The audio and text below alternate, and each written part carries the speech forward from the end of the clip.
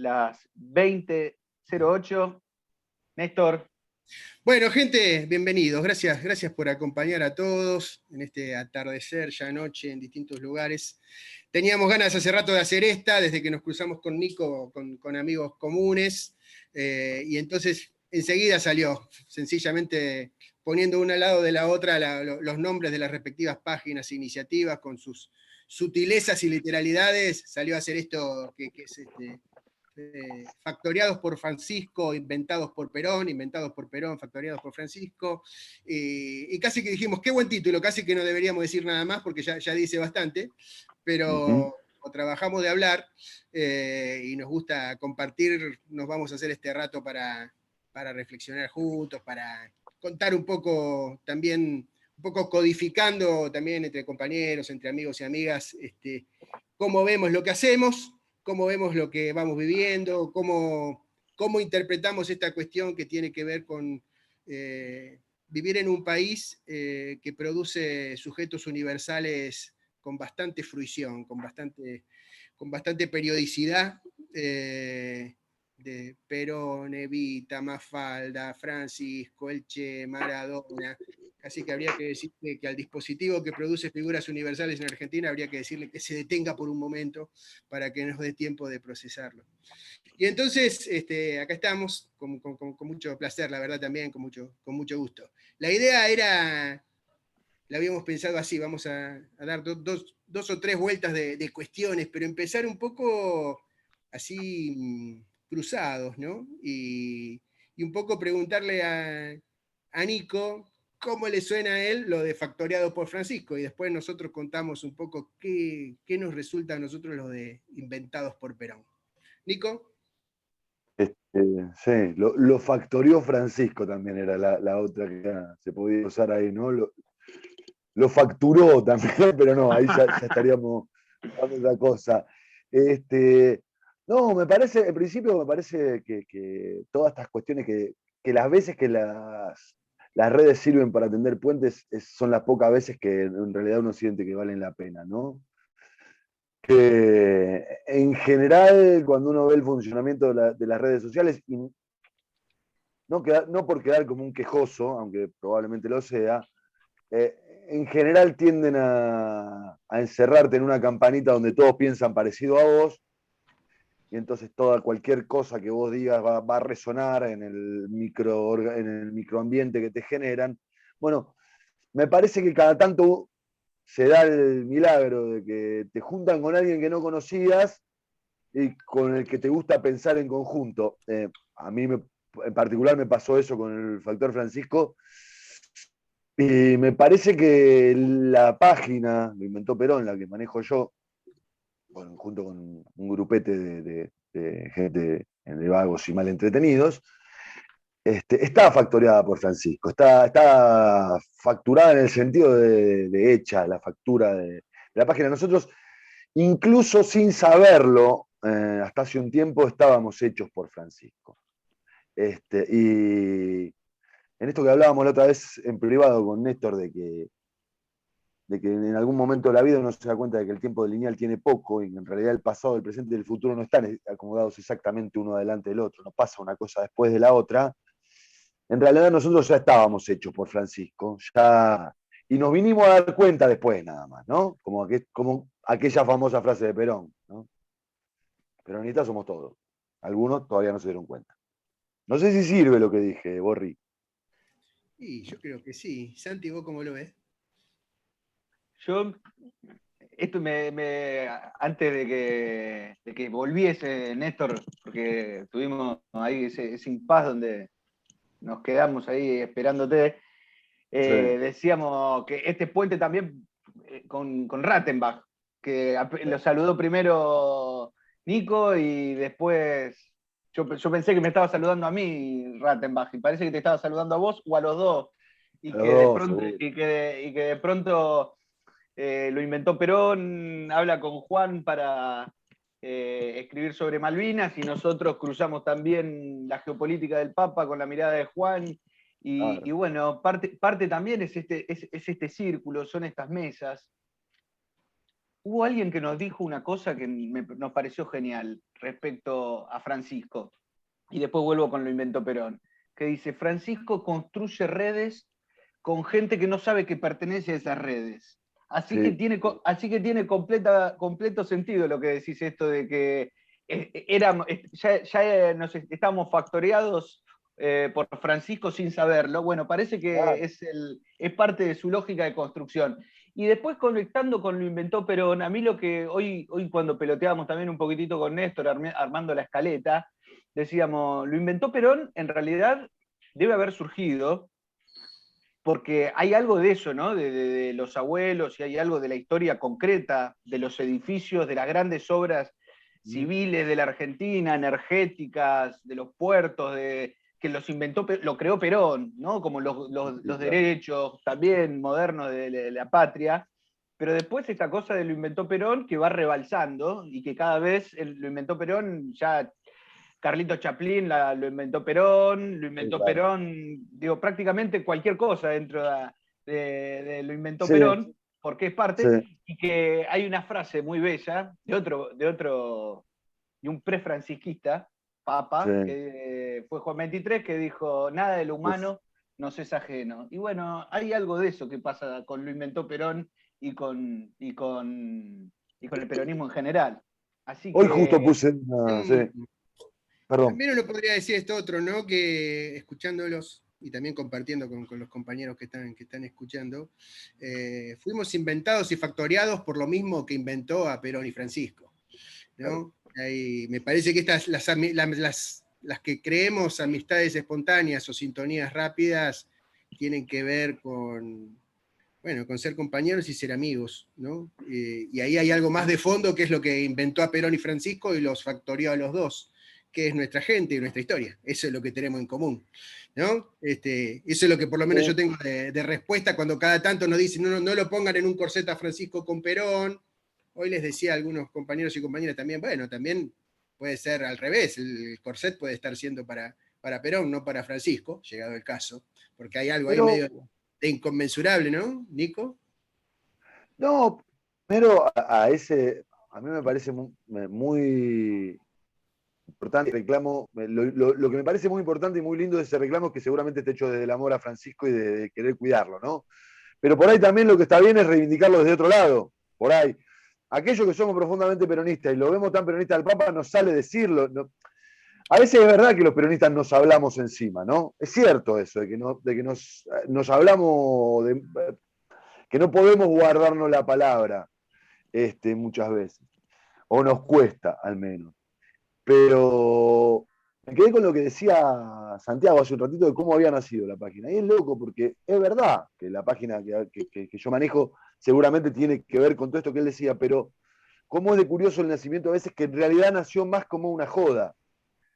Nosotros hacíamos un programa de radio que se llamaba Condenados al Éxito, hace como, ya debe ser como 15 años, en Radio Cooperativa. Estaba Adriana Morio, ahí estaba Pablito Caruso, gente muy buena, Martincito Signia, todo, una gente maravillosa. Estaba el Tato Contiza, que bueno, es uno de los grandes maestros que he tenido en mi vida, y venía siempre don Alfredo Carlino. Don Alfredo Carlino, para quien no lo conozca, yo recomiendo que vaya a buscar quién fue don Alfredo Carlino, un poeta, uno de los poetas depuestos, ¿no? Uno de los poetas que las dictaduras persiguieron, corrieron, porque de poesía también estamos hechos, ¿no? Y cualquier cosa que le decías a Carlino, Carlino con su voz particular te decía, eso lo inventó Perón, querido. Porque vos te creías que porque nosotros pibes, ¿no? Creíamos que estábamos descubriendo todo y creíamos que estábamos haciendo el gran quilombo. Y Carlino nos venía a decir que Perón ya lo había hecho antes. Y nosotros lo tomábamos medio en serio, medio en joda, y empezamos a decir que había que hacer una página donde todo lo hubiera inventado Perón.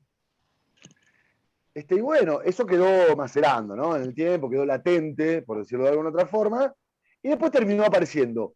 Medio en joda, medio en serio. Y después, en realidad, como estaba enraizado en todo esto de lo que hablaba Francisco, en el sentimiento, pero Francisco no, Santiago, en este sentimiento, en esta historia común en Argentina, en esto que factorió a Perón y que inventó a Francisco, como dice Néstor, terminó dándose como realmente es. Y una sola cosita más, porque estoy hablando quizás demasiado. Está muy bien lo de casi cualquier cosa puede ser inventada por Perón.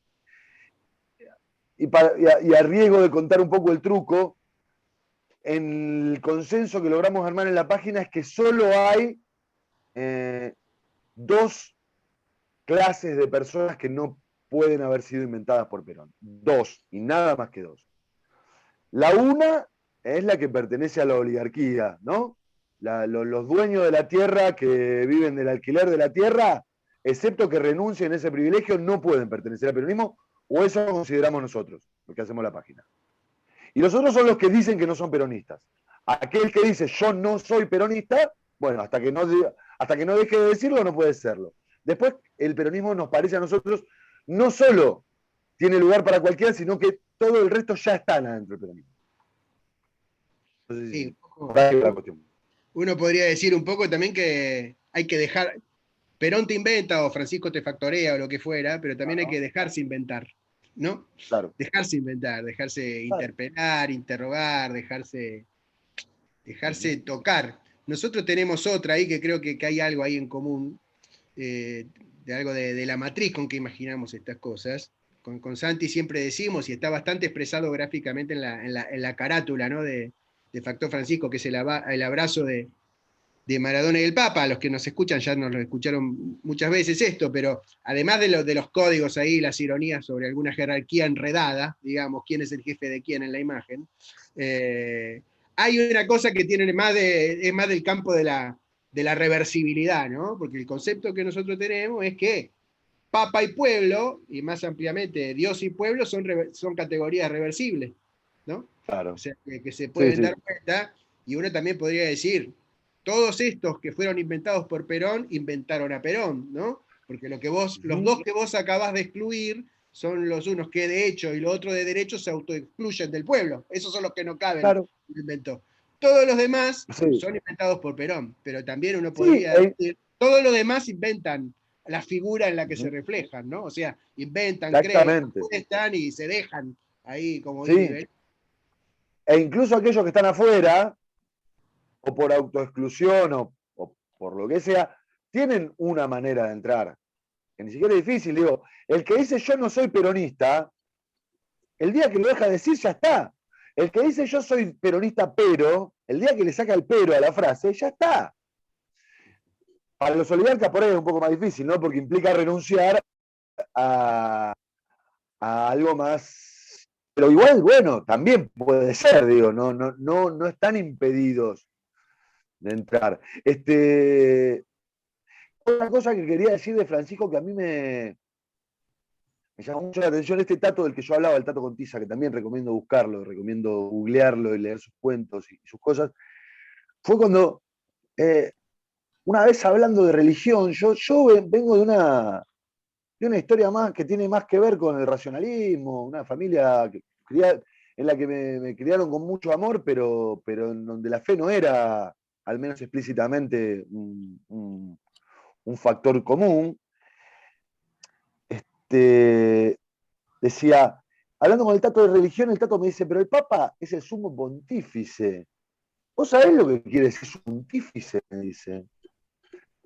Y yo automáticamente relacioné con la palabra pontificar, que yo no sé cuándo fue que se perdió en el camino esa palabra, y pontificar en algún momento se transformó en hablar desde arriba de un banquito.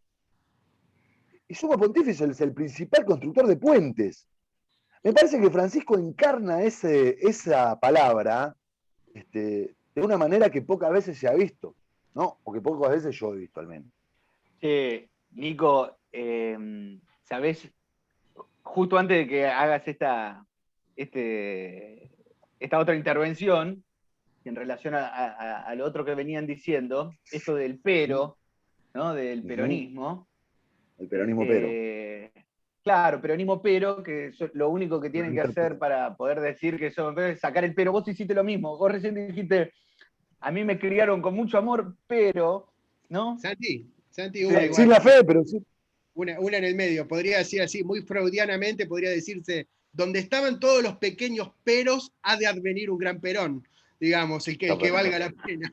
Anotalo. No, anotalo. Sí, pero lo pensaba, ¿sabés? Con una cosa, Néstor, de esto que nos pasa a veces cuando vamos a Factor Francisco, va con alguna orga amiga, alguien que nos llama, pero más en clave política, ¿no? Porque nosotros vamos recorriendo parroquias, centros culturales, unidades básicas y todos los lugares donde nos van llamando. Pero cuando vamos a unidades básicas, lo que pasa generalmente es que la gente llega un momento de las charlas donde casi que se empieza a confesar con nosotros, o empieza a plantear esto, de como un volver a encontrarse con una experiencia religiosa, con una tradición familiar del cristianismo, de la iglesia, o algún referente de la infancia. Nos ha pasado mismo con el amigo Pedro Saborido, esto mismo, ¿entendés? Sí. Y me parecía eso también, ¿no? Cómo hay algo en Francisco también que le ha pasado a muchos, ¿no? De la oportunidad de volver a encontrarse, ¿no? Volver a encontrarse con la dimensión religiosa más allá de la institución, ¿eh? Más allá de la institución. Sí, con la fe, digamos. Sí, tal cual. Ahí yo no sé si me perdí yo o lo perdí a Santiago. Alguien se perdió, Santiago se nos quedó congelado. Yo quiero decir una mientras Santi vuelve, y ya un poco, además de hablar de en qué andamos nosotros, bueno, cuando vuelve Santi retomará.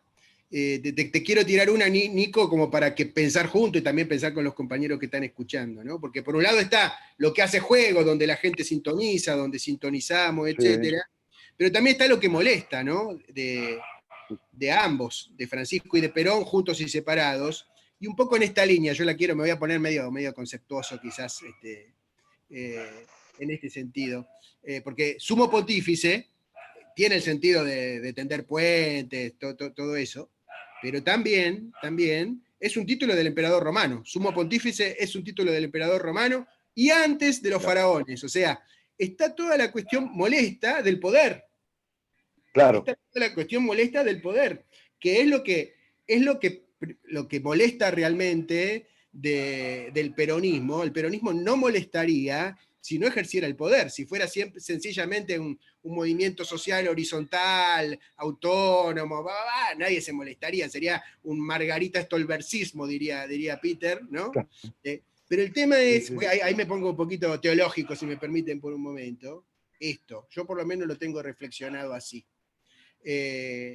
Lo que redime el Mesías, ¿no? la cuestión que está en juego, en lo que salva y en el núcleo de la religión judeocristiana y del cristianismo en particular, el Mesías tiene una dimensión religiosa, sacerdotal, digamos, ¿no? De consagración, tiene una dimensión profética, de denuncia, de anuncio, de esperanza, pero también tiene una dimensión de poder, ¿no? Una dimensión real. La figura del Mesías es el rey David, ¿no? Es el rey, es el hegemón, el que manda. Y eso molesta mucho, y en la tradición cristiana se tiende a disolver por un lado, y después aparece a veces hipercristalizado por el otro, con el poder vertical, autónomo de la corte monárquica, ¿no? de la curia. Pero visto desde nosotros, el poder agarrar que para redimir, para salvar en cualquiera de los sentidos, político, religioso, existencial, personal, colectivo, hace falta las dos dimensiones, la religiosa y la del ejercicio del poder. El gran problema de la Iglesia Católica es el peronismo, absolutamente. ¿no? No sé cómo lo ves, Nico, mientras vuelve Santi. Sí, está buenísimo, porque aparte está buenísimo decirlo después del otro, después de decir que es reverso o que es intercambiable con pueblo, ¿no? O sea, no molesta ni el poder de por sí ni el pueblo de por sí, molesta el pueblo cuando es poderoso, o molesta el poder cuando es popular. Y me parece, con respecto a lo que decías, a esto mismo que vos decías, hasta qué punto esta dialéctica que planteás vos de aquello que inventó Perón, si no fue lo mismo que inventó a Perón, bueno, me parece que él lo dice claramente con lo de los líderes, ¿no? La parábola de los líderes y la cabeza de los dirigentes y sus cabezas, dice un poco eso.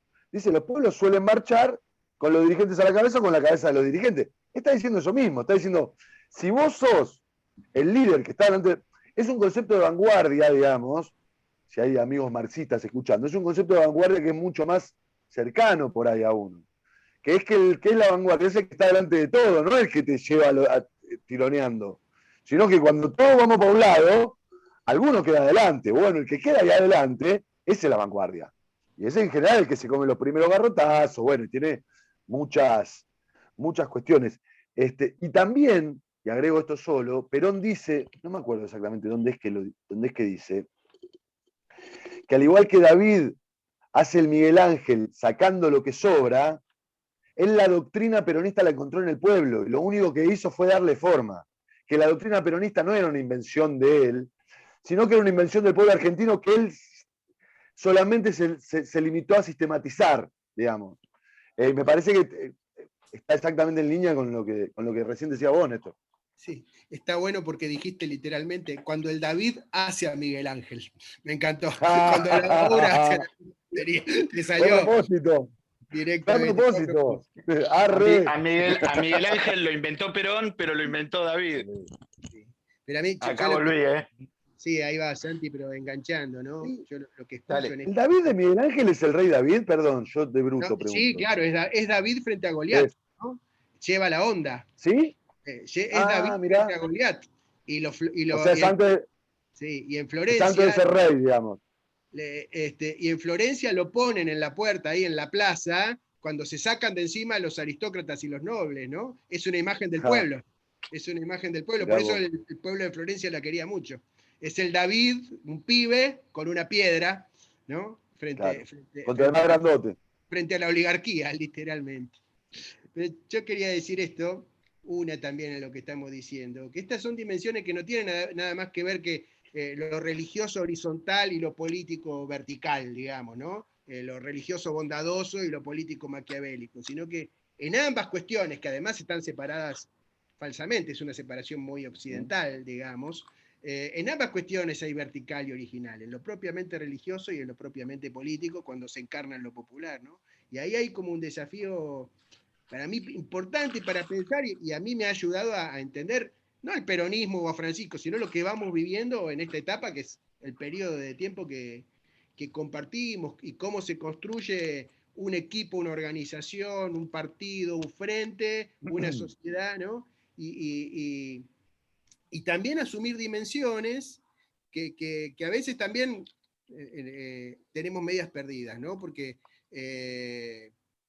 atravesar, con Santi siempre lo decimos, ¿no? En la militancia política, atravesar los tiempos de derrota para, habiendo venido de una etapa de mucho avance donde todo era frente para la victoria, fue muy claro cómo nos faltaron frentes para el empate, aunque para la derrota, ¿no? Sí. No porque ese sea el objetivo, sino porque hay que tener con qué atravesarlo también. Y eso está mucho más guardado en lo religioso que en lo político, que el peronismo más actual que llegamos a ver, ¿no? Y ahí hay unas cosas, me parece, para integrar en la mística personal, pero también en las construcciones, ¿no?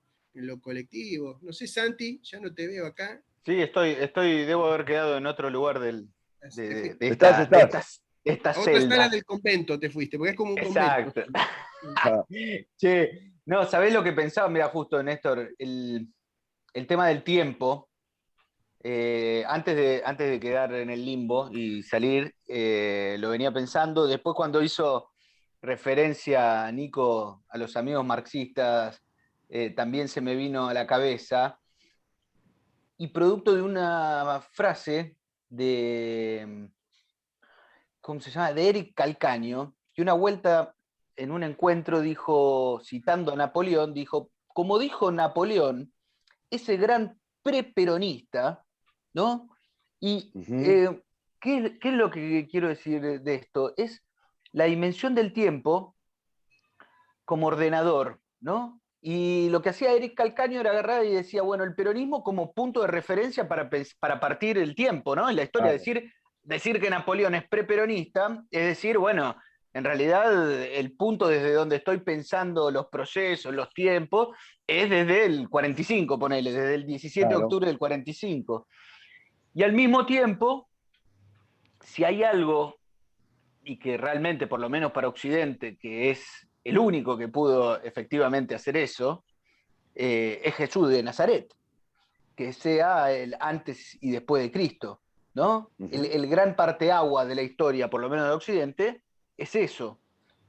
Y al mismo tiempo, conecto con esto último que decía Néstor, este tipo que agarra y parte la historia en dos es un gran derrotado. Porque si vos te quedás con los tres registros históricos que hay sobre Jesús de Nazaret en lo que son los historiadores romanos, es un condenado a muerte que muere crucificado.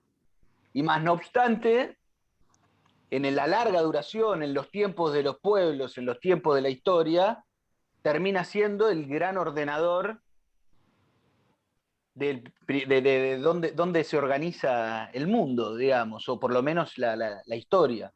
Y entonces en esto también de la dimensión de la fe y de cómo atravesar los tiempos de derrota, bueno, los otros tiempos, que no son los tiempos del palacio, que no son los tiempos de las redes, que son los tiempos de los pueblos. Y me parece que hay muchas cosas que lo podría decir en términos francisquistas o lo podría decir en términos peronistas. Y con esto ya paso la pelota. Es el tiempo superior al espacio, que es una de las máximas bergoglianas y de Francisco, de los principios de discernimiento, y el otro, que es con sangre o con tiempo, digamos, Sí. es así. Entonces, El tiempo es superior a la sangre. Exacto, exactamente. Ahí me parece que era lo que me resonaba de todo eso. Sí, yo quiero agregar solo para no olvidarme, esa doble cuestión del tiempo en el peronismo. Estaba pensando que por un lado tenés la decisión siempre de elegir el tiempo antes que la sangre, pero también el tiempo como, no quiero decir enemigo, pero sí ordenador en el sentido de que el tiempo como algo a vencer. Solo la organización vence al tiempo. El tiempo, el tiempo sumado a la desorganización es siempre algo que te juega en contra. Si vos no estás organizado, el tiempo te va a jugar en contra, te va a destruir. Perdón, ¿cómo estamos con la lista, Borri? Nosotros teníamos una papeleta, le quiero contar al público, Claro, en donde habíamos anotado las cosas que teníamos que hablar para no divagar. Por eso es que no estamos divagando nada, ¿no? Íbamos a seguir un guión que en lo grueso lo estamos siguiendo, digamos. Claro. Ahora llega la parte donde golpean la puerta y me avisan eso. No, yo quería decir una cosa más también que me parece esta cuestión, ¿no? La importancia de lo que es reconocido, porque ¿qué es lo que parte el tiempo, ya que están con el tiempo? ¿Qué es lo que parte el tiempo? Lo que parte el tiempo es un acontecimiento que te toca y es el recuerdo de una experiencia, bueno, de redención, que te constituye como comunidad, ¿no? Que va desde experiencias y que tiene distintos momentos, cada uno tiene su propio año cero, su propio 17 de octubre, digamos, en cualquier manera que lo quiera ver, del mismo modo que tiene su año cero del amor, ¿no? Del deslumbramiento con un autor. Es la cuestión de cuando te constituís en sujeto, ¿no? Cuando individual y también colectivo. Y entonces esa dimensión me parece que es importante y que hay que tomarla, ¿no? Y también el recuerdo fuerte de una experiencia de poder vivir bien y muy material, muy de compartir el pan, no solo de lo sublime de las almas, ¿no? Sino de la fiesta popular. En ese sentido profundo, el peronismo es un humanismo cristiano. Más aún, diría yo, que en la fórmula que se suele decir, responde a la doctrina social de la Iglesia. Eso es más un ardid de Perón, que era inteligente, aparte le quedaba a mano, porque además era realmente lo que tenía a mano para decir, y además se corresponden de hecho mucho. Claro. Pero lo que me parece que hay que rescatar de fondo es una cuestión de la felicidad concreta de la gente acá y ahora, que es una noción muy cristiana, muy de fondo, así muy nuclear, muy del año cero, ¿no? Muy palestina, muy de la experiencia que después se extendió por el imperio porque tenía que ver con eso. Perdón si me voy, pero quiero decir una más. Sí, dale, Nico. No, que me remitió automáticamente a otra experiencia que yo relaciono por mi vida personal quizás, y que no necesariamente es universal, pero otra experiencia que yo relaciono mucho con el peronismo y que relaciono también con el cristianismo, aunque claramente en otra escala, que es el movimiento ricotero, que tiene de eso también, que yo no lo equiparo, pero que tiene de eso. Y que yo siendo pibe y empezando a congregar en los recitales de Los Redondos de Ricota, estaba la cuestión de que el viejo ricotero, o sea, uno llegaba y era, bueno, yo recién llego acá. Y el viejo ricotero, a mí un viejo ricotero me dijo, yo los vengo viendo desde la esquina del sol. Y si vos me preguntás a mí, te cambio el lugar ahora mismo, dice. Yo ahora desearía ser un recién llegado para poder verlo por primera vez. ¿No? Y me remití ahí a eso de que todos tienen su 17 de octubre. Cuando vos llegás, vos llegaste después, pero si vos realmente pusiste tus patas en esa fuente que hoy es imaginaria, no valés menos que el que estaba desde aquel.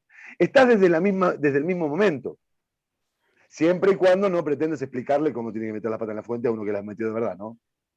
No me puedo resistir a meter un bocadillo, perdón, Santi. Sí, dale, pero metele. Debe ser lo mismo que estoy pensando. Guía, no suele pasar. A ver, escuchándolo a Nicolás, uno podría decir esto. A mí me ha tocado mucho pensarlo haciendo formación política, si es que se puede hacer eso.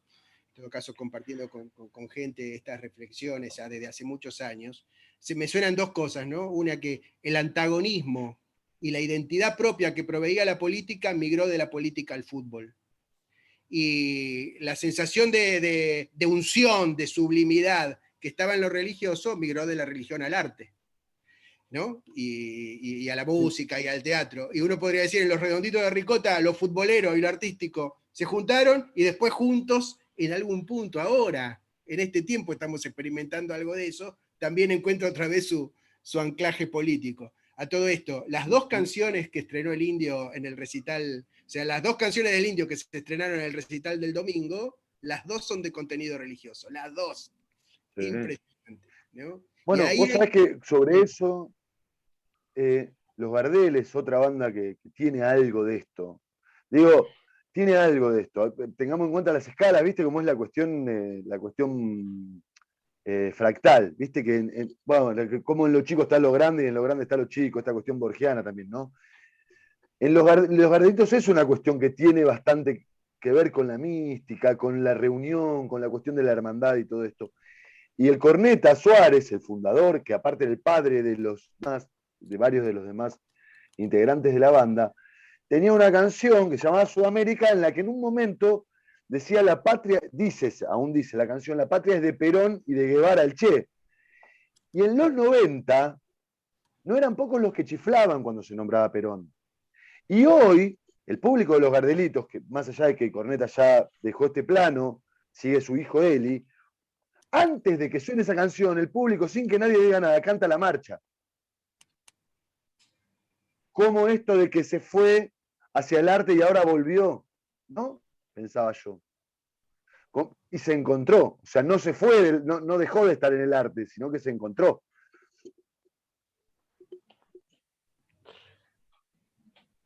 Totalmente. Sí, no, totalmente. Un montón de cosas, un montón de cosas.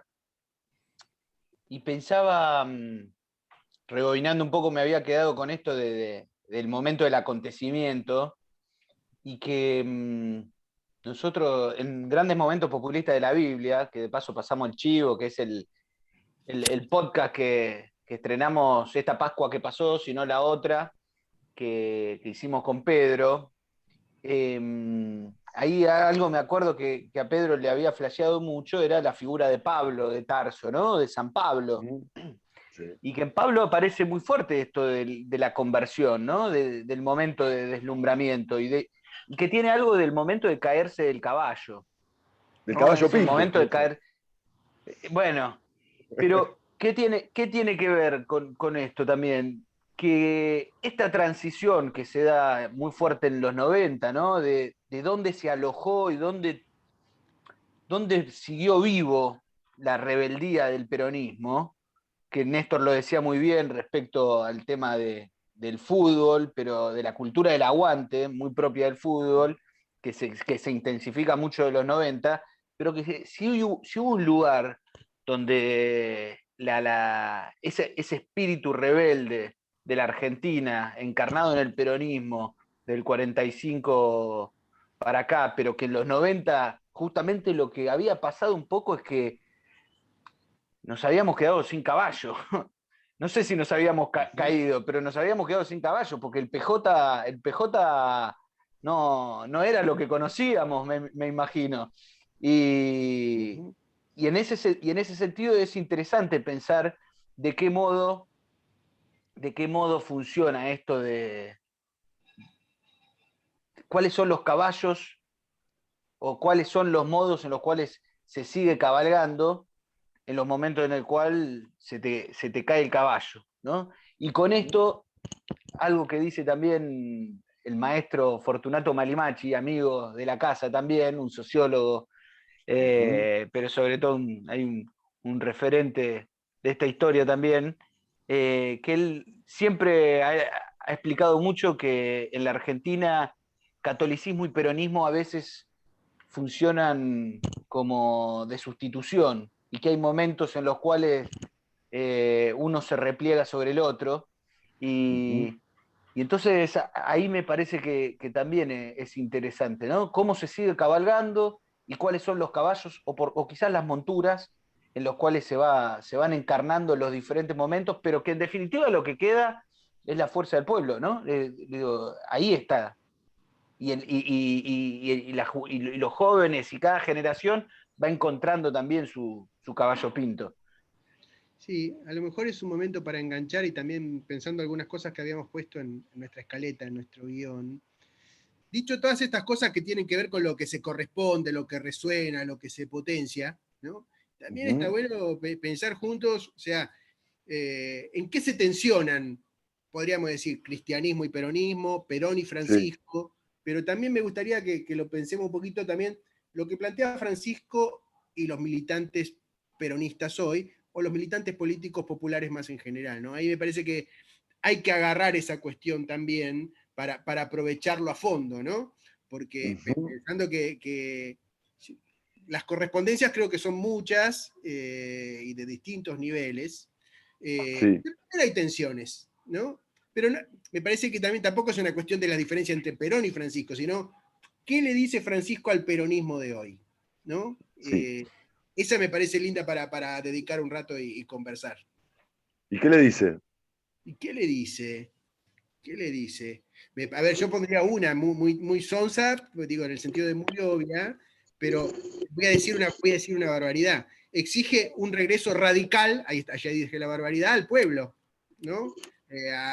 Al arraigo en el pueblo. Parece una obviedad, pero es una advertencia que está en la genética del peronismo y que no está de más recordarla, porque también creo que todos estamos experimentando eso. Y otra más que creo que nos dice que es muy explícita también, el recuerdo de que el peronismo es un todismo, ¿no?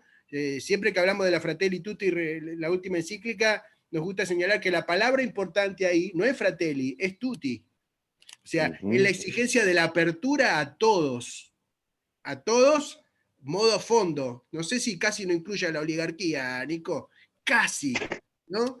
Casi. Como una redención total. El Leonardo Boff, el teólogo de la liberación, sí, el brasileño, tiene un cuento que dice, el infierno está vacío, porque Dios es padre, pero también es madre, y una madre redime a todos, no deja a nadie en el infierno. Y hay que pensar si no hay algo incluso ahí que hay que meter. Voy a decir otra de teólogos de la liberación.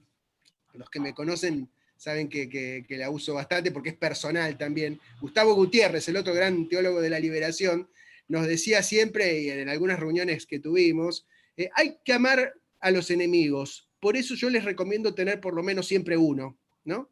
Hay que darle al derecho y al revés, en el sentido de que no se elimina al enemigo, se lo ama, ¿no? Se lo ama es que se lo subordina al amor mayor, que es el de hay que compartir todos, ¿no? Y sí, no sé si eso llega hasta la oligarquía, pero que casi en todo caso hace una interpelación ahí de cómo se enfrenta, ¿no? Esa es claro.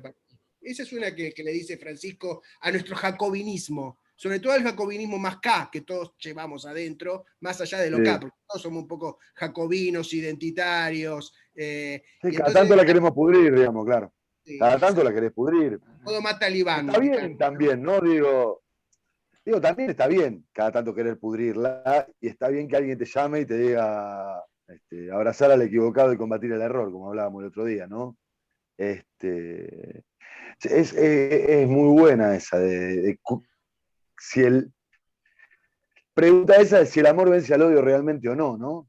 Llevar esa pregunta a fondo ¿es verdad que el amor vence al odio y derrota a la muerte? Y además de eso, ¿está uno dispuesto a llevar hasta las últimas consecuencias la búsqueda de esa respuesta? Es todo un tema. Me parece que es una gran pregunta compañera en el sentido de que es una de esas preguntas que podés estar seguro de que te va a acompañar durante mucho tiempo, si es que así lo necesitas, ¿no? Digo, que es una de las grandes funciones de las preguntas, acompañarte, ¿no? Tengo para mí que las preguntas te acompañan mejor que las respuestas en general. Te interpelan más, son más compañeras en general las preguntas, me parece a mí, en este momento por lo menos, las preguntas que las respuestas. Las respuestas son como mojones en el camino, como las estrellas, te pueden ayudar para guiarte, pero lo que te va acá en la oreja, en general, lo que te va hablando a la oreja, son más las preguntas, me parece a mí, ¿no? Yo ahí pensando, retomando lo que decía Néstor, bueno, ¿qué le dice? Y que tiene algo también con lo que planteaba Néstor, pero citando otra, Néstor ya sabes que soy medio como un fanático de los 4 principios de discernimiento para la construcción de un pueblo, pero ¿qué es la realidad? Es más importante que la idea. Y yo creo, a mí me parece que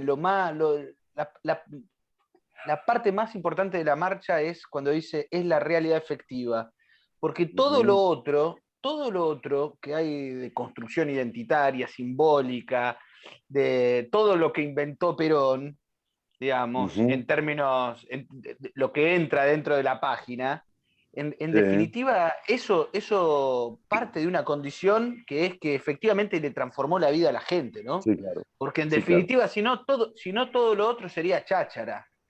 Y que es en Obvio. algún punto también lo que explica la vigencia de Néstor y Cristina en algunos sentidos, y es porque le transformó la vida a la gente. Digo, si no, si no todo lo otro no alcanzaría, digamos. Y en ese sentido, cuando recién decías esto de las preguntas, Nico, hay algo que está en la Fratelli Tutti muy concreta y que está en el núcleo y que está vinculado también a la mejor política, que es uno de los capítulos que tiene en el capítulo 5, que está la mejor ¿Mm? política. Francisco habla de la samaritanía política y pone el buen samaritano en el centro. ¿Y quién es el Uh-huh. buen samaritano? ¿Y qué es la parábola del buen samaritano? Es la historia que cuenta Jesús para explicar o para responder a una pregunta. ¿Quién es mi Uh-huh. prójimo? ¿Quién es mi Claro. prójimo? Y ahí la forma que tiene de responder a esa pregunta, que creo que es lo que también es la pregunta que muchas veces nos acompaña, ¿no? ¿Quién es mi compañero y quién es mi compatriota? ¿No? Y lo que dice, Francisco, no, lo que dice Jesús, pero que Francisco retoma, dice, y es el que la hace, es el que tiene el gesto concreto de levantar al caído. Y yo creo que Uh-huh. en este momento de la Argentina, más allá de las carátulas o de las etiquetas, hoy el compañero del compatriota es el que levanta, el que la está pasando para el orto en este contexto de mierda que estamos Sí, claro. atravesando. Y el que no tira, y el que no tira la individual, sino que agarra y se la pone al hombro, ¿viste? Y yo creo que Uh-huh. por eso, digo, me parece que ese es un aporte muy concreto que le puede hacer hoy al movimiento, para leerlo en esos términos. Lo que hay que hacer en este momento hay que levantar al caído, hay que hacer realidad efectiva. Uh-huh. Porque Sí, después lo demás puede existir si eso lo hacemos. Si no, claro. es humo. Sí, sí, pensaba en esto, en la cuestión de la acción es superior al pensamiento o algo por el estilo, ¿no? O al menos, o al menos existe pensamiento en tanto se piense sobre una acción anterior. O sea, uno hace algo y después piensa al respecto. Si uno piensa y después hace, en general eso no funciona. Me parece que va por ahí y me remite a dos otras figuras más. A mí me remite mucho me parece que eso habla mucho, por ejemplo, de las madres de Plaza de Mayo, ¿no?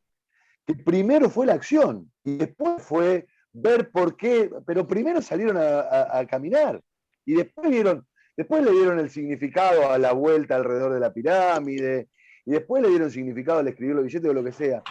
Y me trae también a otro personaje que me gusta traer cuando se habla de este tipo de cosas, que es en esto de cruzar también con la cultura rock, que es algo que también define bastante a la página. Si bien nos gusta mucho el folclore, si bien nos gusta mucho el tango, si bien nos interpela también, estamos más formateados, si querés, por la cultura rock. Y Luca, dicen que Luca decía hagamos algo, y cuando le preguntaban qué, decía cualquier cosa. A mí me resuena mucho con esto que decís vos, que es esta cuestión del hacer, del no quedarse en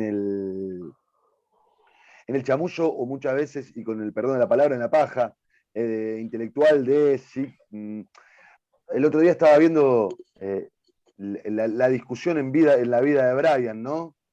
Sobre si somos el Frente Popular de Judea o el Frente de Judea.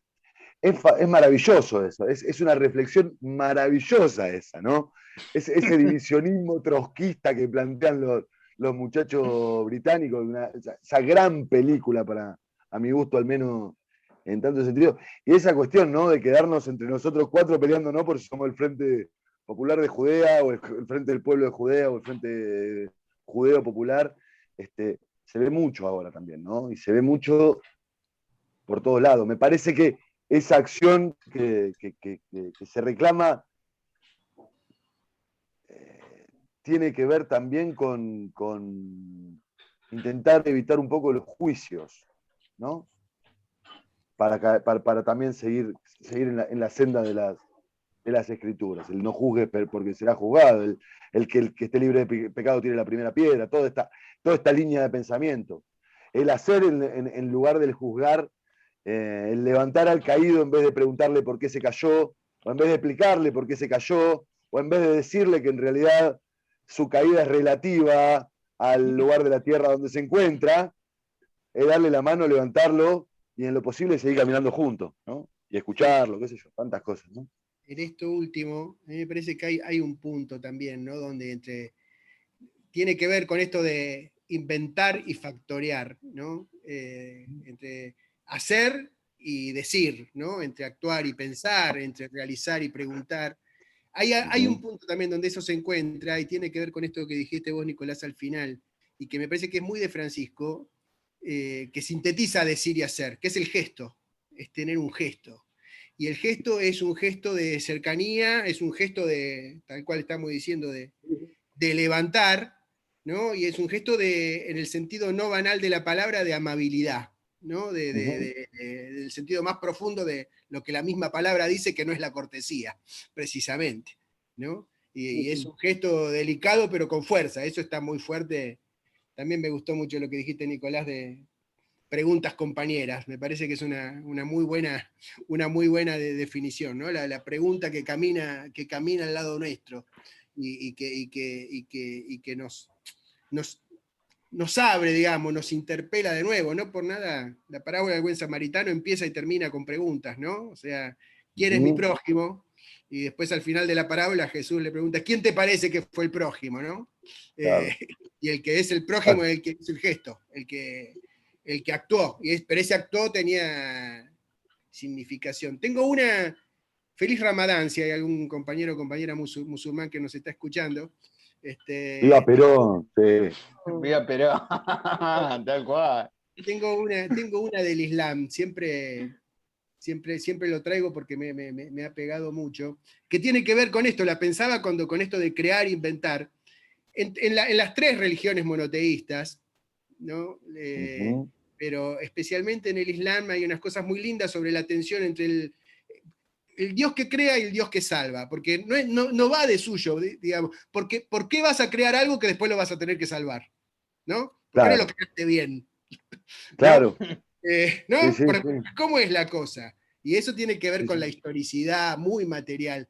Y hay una historia muy linda, un hadiz islámico, que lo leí ayer y lo recordé que lo quiero contar, ¿no? Que dice que resuelve también con un relato algo de esto que me parece que sirve para traducirlo mucho a la militancia, ¿no? El Hadís dice esto, que después de que fueron creados los ángeles, que fueron los primeros casi que se creó, los ángeles levantan la cabeza y le preguntan a Dios, ¿qué estabas haciendo antes de crear el mundo? ¿No? Y el Hadís dice que Alá contesta, le estaba haciendo justicia al pobre. ¿No? Y entonces, es muy fuerte, es muy bello el texto. Y entonces, ahí la reflexión siguiente es, no basta con crear, hay que salvar lo que se crea, ¿no? Pero la salvación es primera que la creación, en términos lógicos.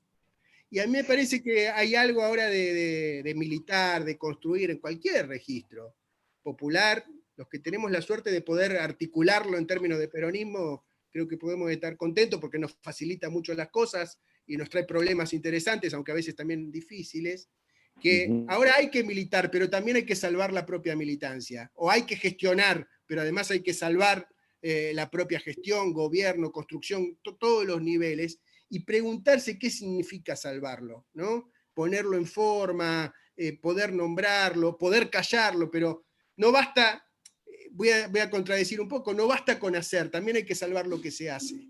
Y me parece que ahí hay unas preguntas lindas para y hacer justicia con el pobre, ¿no? Incluso en términos electorales, si me permiten, tiene hasta aplicación electoral, ¿no? Sí. Salvar lo hecho, en el sentido de poder compartirlo con el pueblo y como pueblo. Eso. Sí, salvar en el sentido de hacer justicia con el pobre también, ¿no? Digo, en ese sentido concretísimo.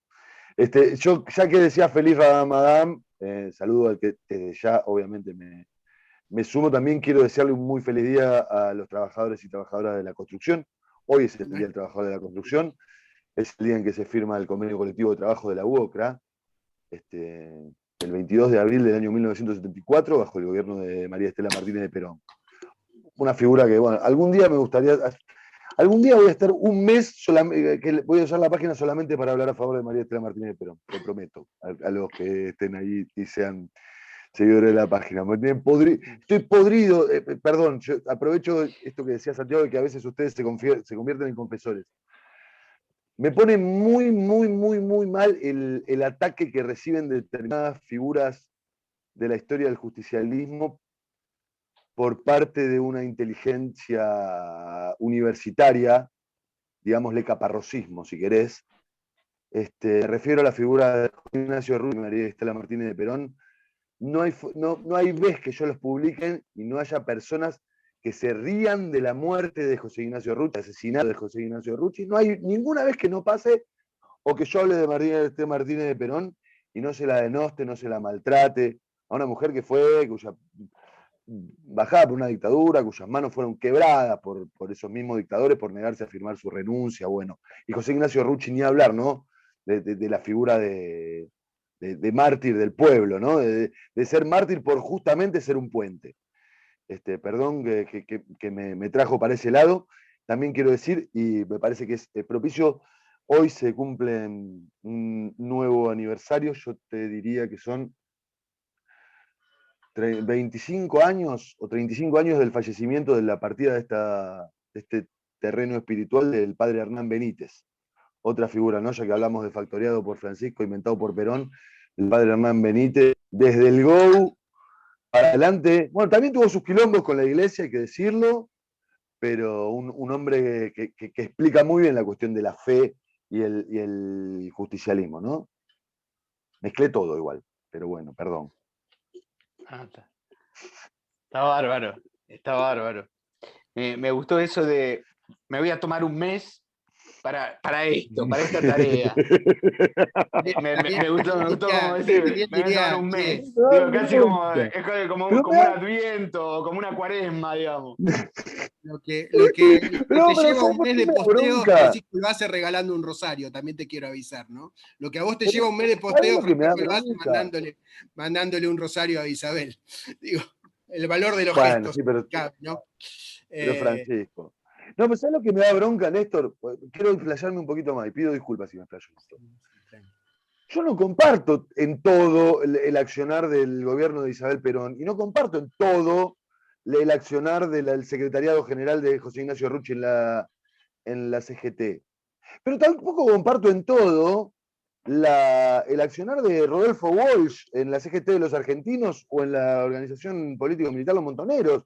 Y sin embargo, cuando yo reivindico a Walsh, en general nadie viene a levantar un dedito y decir tal cosa y tal otra. Y a mí me da bronca eso. Y no me da bronca porque no pase con Walsh, porque me parece muy bien que aquellos que marcaron un camino, que aquellos que pusieron su vida en pos del movimiento, aún equivocados como hayan estado en lo que hayan estado equivocados, me parece muy bien que los errores se perdonen, que haya ¿no? un jubileo absoluto de eso. Pero me parece muy mal el rencor que noto de parte de determinados sectores, que en general no son los que están relacionados con el sector más popular del movimiento, sino con el más universitario, si vale la pena hacer esa distinción, que parecen abrazados a un rencor que no tiene sentido. Yo lo veo así, esto, y ya en un ratito a lo mejor vamos a ir cerrando, ¿no? Pero Sí, me parece.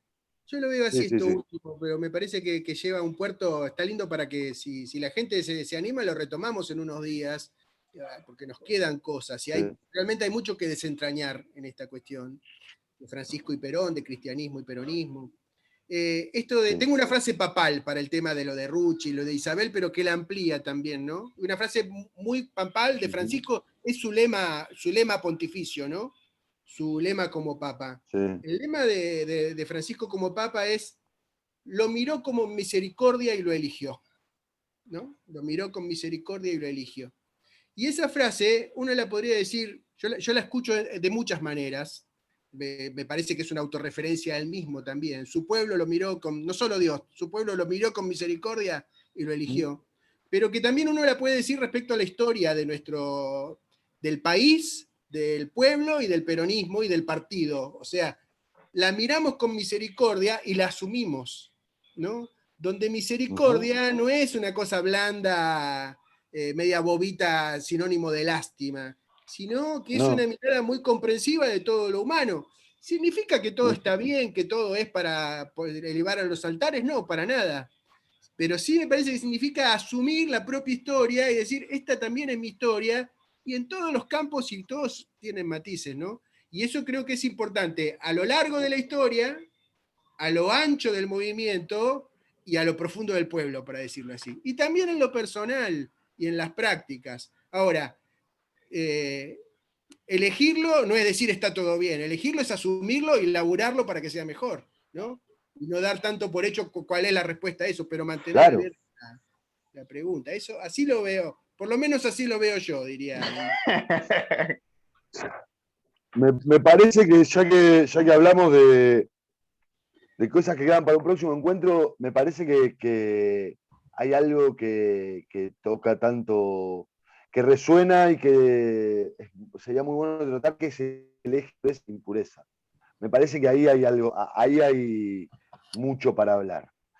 Para un próximo encuentro, no para ahora. Pero creo que esto último que hablábamos está muy cruzado por ahí, ¿no? Por la idea esta de aquello que tiene que ser puro, ¿no? De conservar, que ahora también se está dando en otros sectores del movimiento, de conservar el peronismo como algo puro, que no sea manchado, que no sea maculado por agentes extraños, etcétera. Me parece que va por ahí también, ¿no?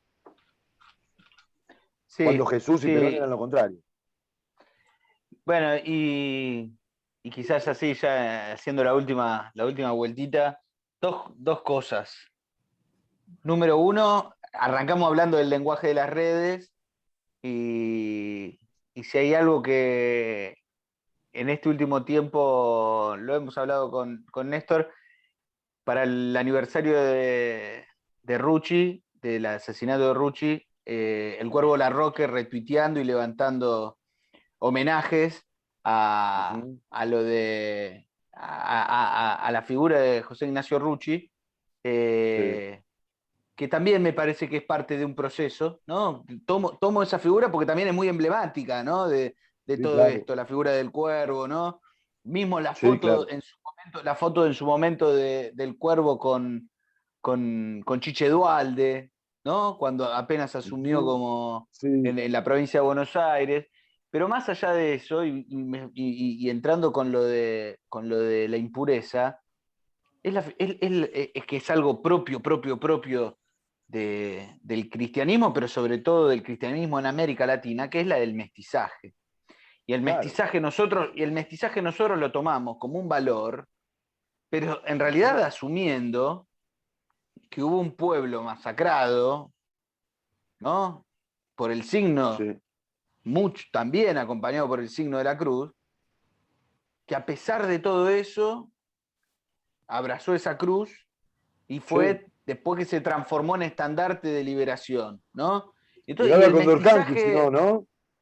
y claro, o Morelos e Hidalgo en México Sí, sí. y hasta hoy No, pero digo también los Condorcanqui movimientos porque, populares. pero digo Condorcanqui porque él se proclamó Tupac Amaru y iba con la cruz. O sea, ese Y bueno, mestizaje, ¿no? Esa potencia. y que No, también es una operación, porque producto de esto, de que la historia inevitablemente va dejando impurezas. Y más no Ujú, obstante, uno tiene que seguir construyendo en esa historia incompleta o abierta, y ahí es donde se va dando también esto de los gestos, de lo concreto, de levantar al caído. Y entonces, ujú. en definitiva, por eso decía lo de la realidad efectiva, y en definitiva lo que permite volver a levantar esos signos que puedan ser como estrellas para guiarnos en los momentos de turbulencia, para poder levantar esas cosas, necesitamos también algo firme sobre lo que construir. Y bueno, Sí, hoy estamos abriendo todo otro capítulo, por eso digo, vamos a cerrar, porque si no...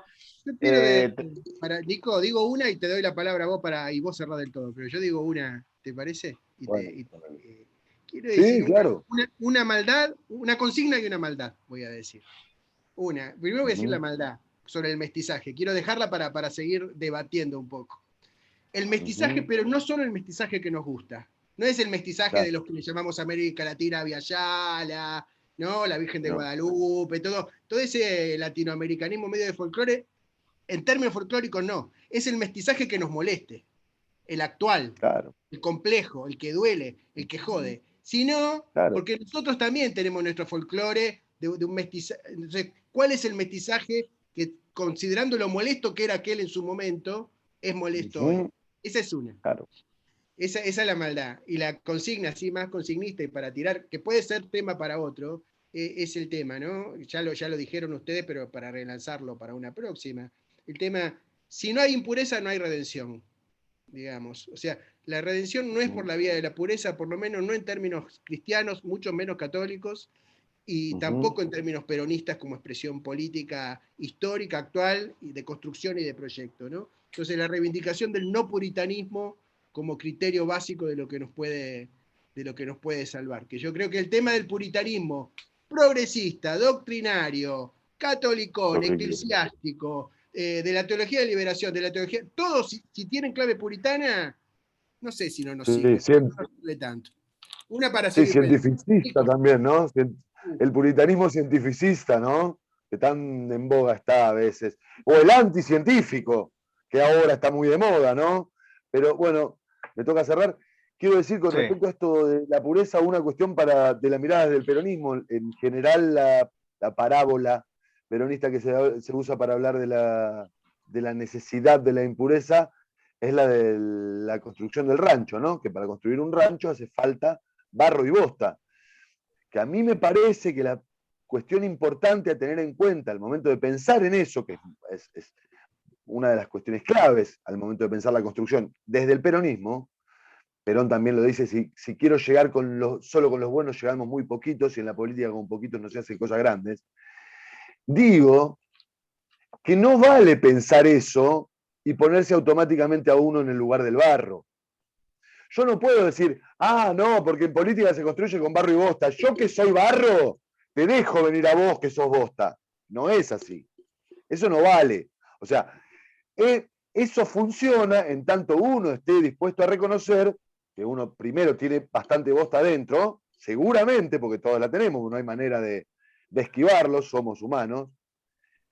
Y por otro lado, que uno representa la bosta para alguien seguramente. Y tiene que encontrar la forma de unirse con ese, así como encontrar la forma de aceptar aquel que para uno representa la bosta. Me parece que es fundamental eso, el salirse del marco en donde yo soy la vara que el posmodernismo te ofrece todo el tiempo eso, ¿no? La posmodernidad te ofrece todo el tiempo la posibilidad de que vos seas el metro patrón del mundo, ¿no? Con estas burbujas que te arma la internet, vos sos el metro patrón, lo que vos decís es lo que está bien y, bueno, me parece que es importante salir de ahí. Bueno, eso con respecto a la pureza. Y para cerrar quiero decir que es realmente un placer y una alegría encontrar gente con la cual conversar, charlar, coincidir, y seguramente ya irán apareciendo los lugares de tensión y de no encuentro que son también tan interesantes. Quiero agradecerle mucho a Néstor y a Santiago por la invitación y expresar en voz alta el deseo de que se repita más o menos pronto. Agradecerle mucho a toda la gente que estuvo ahí. No estoy seguro de que se haya entendido mucho de lo que dijimos. Espero que sí, y espero que alguna cosa haya quedado. Gente, gracias a todos. Nico, un gusto. Santi, como siempre, amigo. A todos. Vamos a tratar de organizar alguna en que podamos hablar todos. No es fácil, pero vamos a hacer el esfuerzo porque creo que vale la pena también. Gente, los queremos mucho. Gracias por estar. La seguimos. Un gusto. Nos estamos viendo. ¡Viva Perón, carajo! ¡Viva Perón, carajo! Salud.